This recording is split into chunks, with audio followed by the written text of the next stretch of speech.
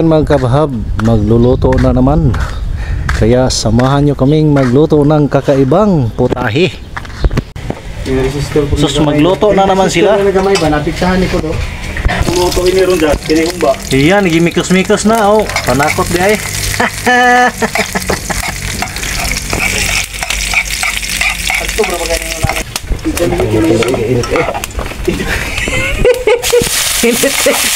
Kamu mo. So ayan mga kabhab, din ganin nangawat sila og kanang kawayan. O, tingnan nyo ha, igigisa na yung kawayan. Tapos ano nyo kung ano ilalagay nila. Panghalo ba? Kung sa Bisaya pa, pangsagol pa sila na po yun. Oh, may papaya pa sa kaning luto ah. O ayan mga kabab, lagyan nila ng corned beef. Bagong recipe na naman to. Corned beef na may kawayan at papaya. So ayan mga kabab, lalagyan na ng sabaw ng konti. Huwag ko, sabaw na naman ata to. Sabaw. Grabe asuha eh. Oh, may magic na naman. So ayan na mga kababo, o diba? So ayan mga kababo, may alugbati pa, o diba? Saan ka na? May kawayan, papaya, alugbati, buti nila natulang malunggay. So ayan na mga kababo, ano?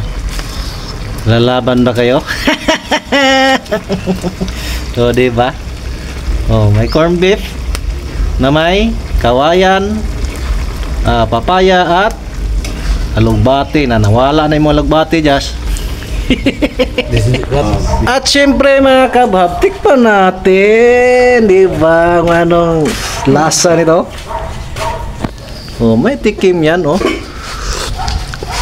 Nako po, yung hindi natin alam na pwede pala ba. So ito yung kawayan, alugbati yan. Nako, napakasarap. Mainit lang. So, paano yan mga kabab? Magluluto. Maghabhab pa pala sila. Habhab na. Mukbang.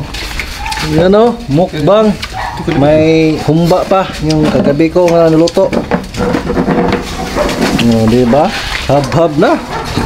Pero masarap talaga siya, totoo lang. Ito kamay mo ya.